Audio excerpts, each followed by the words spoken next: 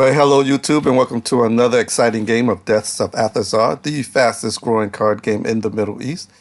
This game is between Fahad Abadi and Nasser Najjar. These are two students who are fairly familiar with the game. They follow me on Instagram and have watched a couple of my videos, and they contacted me and decided that they wanted to get a game recorded on the YouTube channel. So I oblige, of course. I never turn down anyone who wants to show me that they like the game or play the game. They decided to play the fast version, which is the five card game, where they were dealt 5 cards instead of 7. So on the deal, Nasser ends up getting a sailor, a magician, a prince, a hunter, and an assassin, and Fahad ends up getting the archer, sorcerer, a warrior, and 2 brawlers. All right, and as you know, the game starts off with the pass phase, and on the pass phase, each player chooses 1 card from their hand and passes it to the player on their right. And if they have the hunter, they can use the option of passing the hunter +1, essentially passing 2 on the pass. So on the pass phase, Nasser ends up passing the hunter sailor, while Fahad passes the brawler. And Nasser has the token, so he will play first. He went ahead and used his prince. By passing the hunter and the sailor, I guess he wanted to increase Fahad's card count to the point that he will have a substantial lead. So by passing the prince, it forces Fahad to take an extra card from the deck. And when he did so, he ended up getting another assassin. So Fahad went ahead and responded by having the archer kill the brawler. Again, he went ahead and took full advantage of the archer. By playing the game or being a veteran of the game, he knows that the archer, a very slight chance of being used, the archer ends up killing even numbers. And when you have an archer and an even number, it's good advice to go ahead and try to kill that even number off as soon as possible. So then we went ahead and did the deal phase. On the deal phase, Nasser ends up getting a wise man, and Fahad ends up getting another sailor. And on the pass, it's going to be expected that Fahad is going to end up passing the hunter again. So on the pass, Nasser passes the wise man, and Fahad passes over the hunter sailor. And on Fahad's turn, he went ahead and took revenge on Nasser by playing the sorcerer, which allowed him to give an extra card to Nasser from his hand. And he ends up giving him the extra wise man, which increases Nasser's card count from 5 to 6 and leaving Fahad with 3. And Nasser went ahead and responded by having the brawler kill the sailor. Nasser is trying to keep a hold on that assassin card. The assassin card is a very powerful card. It can kill any card with a number on it. So he's trying to both of them actually, since both of them have an assassin, both of them are trying to get down to wither their cards down to maybe a couple of hands, so that the last 2 cards would be assassin plus another card so they can win the game. All right, so on the deal phase, Fahad ends up getting a merchant, and Nasser gets the renegade. All right, they do the pass. Again, this time, Nasser went ahead, of course, took full advantage of the hunter card by passing the hunter plus the wise man, and Fahad ends up passing the sailor. All right, Nasser go ahead and has his renegade kills the sailor, a good move. But I think a better move was for the renegade to kill the magician. Remember, the only way the magician is effective is if he has a pair.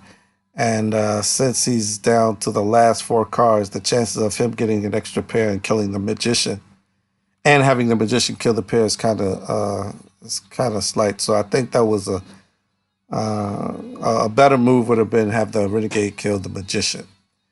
All right, Fahad went ahead and used his merchant card. He saw that Fahad saw that Nasser had 2 cards left, so he wanted to go ahead and take full advantage of the merchant to make sure that so that he won't have advantage on the card count. And this forces the players to swap the hands. And now this time Fahad has the assassin with the magician, and Nasser is left with 4 cards. So then they do the deal. Fahad gets a brawler. Nasser gets a prince. They do the pass. Again, Nasser went ahead and just passed the hunter and wise man back over to Fahad. And Fahad takes his assassin and kills off the brawler. And then Nasser plays the prince, forcing Fahad to take an extra card from the deck to equalize the card count. So that was a good play by Nasser, but Nasser's going to have to find a way to get rid of this magician, unless he's going to have he's going to be stuck with the magician on the last two cards. And the magician is one of the last cards you want to have when you're down to two cards. Maybe he thinks he's going to get a pair somehow, but the chance of that is at this point is pretty slim. All right, so they went ahead and do the deal phase again. Fahad ends up getting a wise man. Nasser gets a sailor, leaving Fahad with a pair of wise men. Nasser go ahead and pass his sailor for wise man. Nasser takes his warrior, kills off a magician, which is a good play. You want to try to get rid of it because he can see that he's not getting any matches anytime soon. And Fahad has his brawler kill the sailor. Do the deal phase again. On the deal, Nasser ends up getting a hunter, and Fahad ends up getting another assassin. So at this point, it's maybe they don't know it or not, but both players have the same exact hands at this point. So I'm thinking that they are both going to be ended up passing the hunter wise man. And that's exactly what they did. And Fahad went ahead and had his assassin kill off the hunter. He wants to make sure that by getting rid of this hunter, he doesn't get past the hunter again. And Nasser ends up doing the same exact thing. All right, so now both players are pretty much equal with a wise man versus a wise man. So it depends on this deal phase to figure out who's going to have the advantage here. So on the deal phase, Fahad ends up getting a magician, and Nasser ends up getting a sorcerer. So this is going to be a very interesting outcome here. I want you guys to kind of look at this last four cards here, and tell me what you think the outcome will be. Who is going to win here? If you've been following the game of Deaths of Athazar, you can pretty much tell me who is going to win this game just by looking at these two cards here. And if you can predict the behavior patterns of DOA players when it comes to which cards are going to pass. So they have two more phases, the pass phase and the play phase, and Nasser will begin the play phase on the next turn. And I'll give you about 10 seconds to see if you can figure out what's going to happen here. All right, so,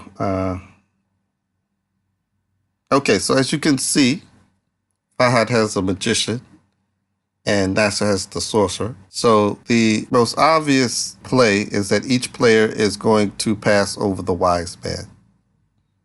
Okay, so basically their hands aren't going to change that much, but it's the play phase afterwards that's going to really determine the outcome.